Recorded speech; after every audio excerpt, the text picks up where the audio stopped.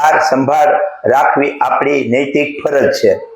તો એ આપણે બધા જાણીએ છીએ કે કંઈ પણ શરીરની ઉણપ આવે, તકલીફ આવે તો આપણી ખામી હોય, એમાંથી આપણી દિનચર્યા છે, લાઈફસ્ટાઈલ છે, અથવા આપણે જે બજારનું બહારનું ખાવાની ટેવ હોય તો એ છોડી અને એક આપણે ઘરેલું એકદમ સહેલો સહજ ઉપાય આપને અમે બતાવવા જઈ રહ્યા છીએ। જે લોકોને કેલ્શિયમની તકલીફ છે, અને કેલ્શિયમથી આપણે બધા જાણીએ છીએ કેલ્શિયમની ઉણપને હિસાબે આપણા હાડકાં નબળા પડે છે, અને આપણા શરીરના જે હાડકાઓ છે એને પૂરતો ખોરાક એટલે પૂરતો કેલ્શિયમ મળવો જોઈએ એ મળતો નથી, જેથી આપણા કમરનો દુખાવો થાય છે, પગના ગોઠણનો દુખાવો થાય છે, હાથ કાંડાના દુખાવા થાય છે। તો એના માટે કોઈ પણ જાતના મોંઘા દવા વગર, કોઈ પણ ડોક્ટરોની ટ્રીટમેન્ટ વગર આપણે એક સહેલો સહજ ઉપાય આપણે બતાવવા જઈ રહ્યા છીએ। એમાં 5 વસ્તુ છે।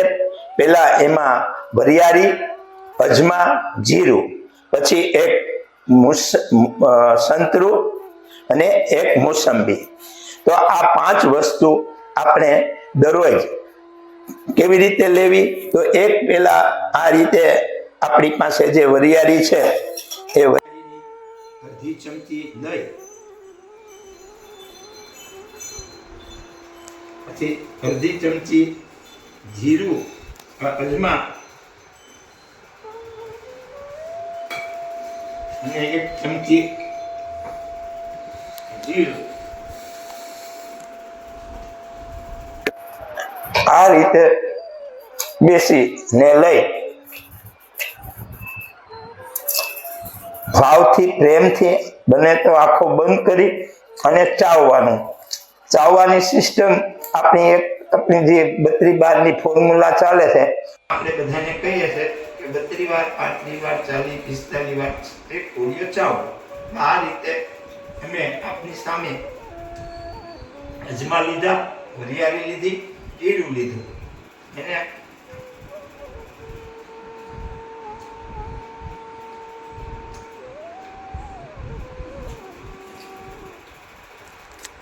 આ જે છે આપણી જે આયુર્વેદિક અથવા આપણી ઘરેલું વસ્તુ, એમાં જીરું છે એ આપણા પેટને સફાઈ કરે છે, આંતરડાને સાફ કરે છે।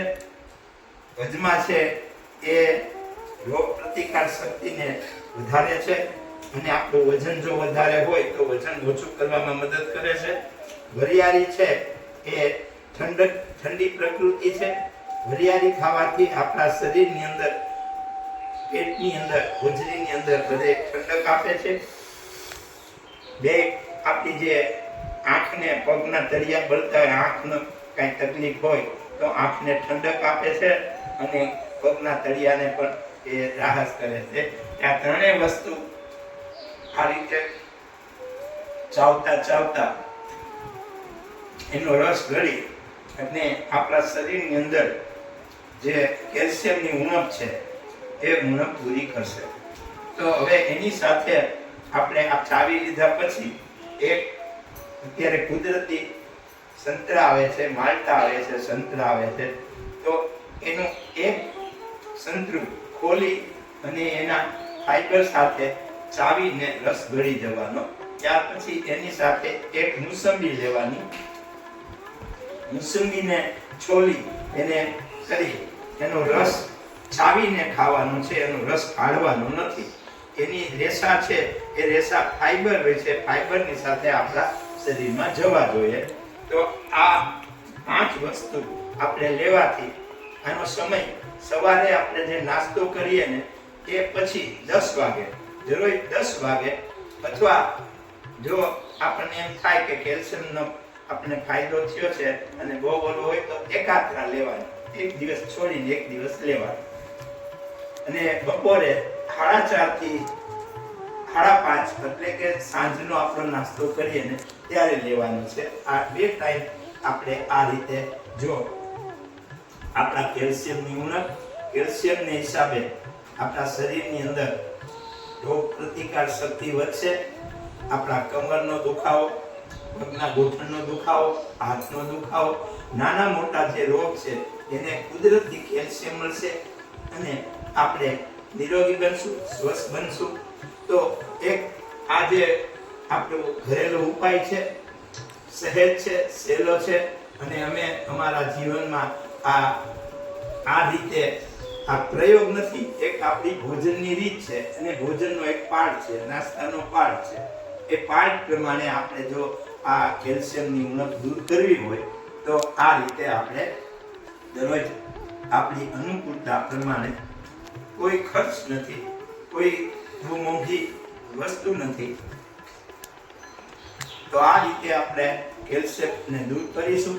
અને કેલ્શિયમ દૂર કરવાથી આપણા જે શરીરની અંદર છે, વિટામિન છે, ક્ષારો છે, તત્વો છે, બીજા પ્રોટીન છે કે બીજી જે કાંઈ આપણા શરીરને ચલાવે છે એને આ સપોર્ટ આપશે, મદદ કરશે અને એનાથી આપણી કેલ્શિયમની ઉણપ 101% દૂર થશે. અને એની સાથે આની સાથે જે અજમા છે અને જીરું છે એ વજન ઓછું કરવા માટેની પણ આપણે જે આની પહેલા એક વિડીયો બનાવ્યો એમાં અજમા, જીરું ને વરિયાળીનો ઉપયોગ કરેલ છે. એમાં બીજી વસ્તુ પણ એડ કરેલ છે. તો આ 3 વસ્તુથી આપણા શરીરની ઇમ્યુનિટી વધશે. તો આપને એક ભાઈ વતી, એક વડીલ વતી અપીલ કે તમે આ સહેલો સહેજ ઉપાય કરજો. અને આ આપણી ચેનલ છે, આપણા માટે છે, આપના બધા માટે અમે આ પ્રયાસ કરી રહ્યા છીએ આ ઉંમરે. છતાં અમે આપને એક ભાઈ વતી વિનંતી કરીએ કે આ ચેનલ આપણી છે, આ ચેનલ તમે કોમેન્ટ કરજો, લાઈક કરજો, શેર કરજો, સબસ્ક્રાઇબ કરજો અને આપને આ ચેનલ દ્વારા અમને જે સાથ સહકાર આપો છો એ બદલ આપનો ધન્યવાદ, આભાર. Thank you.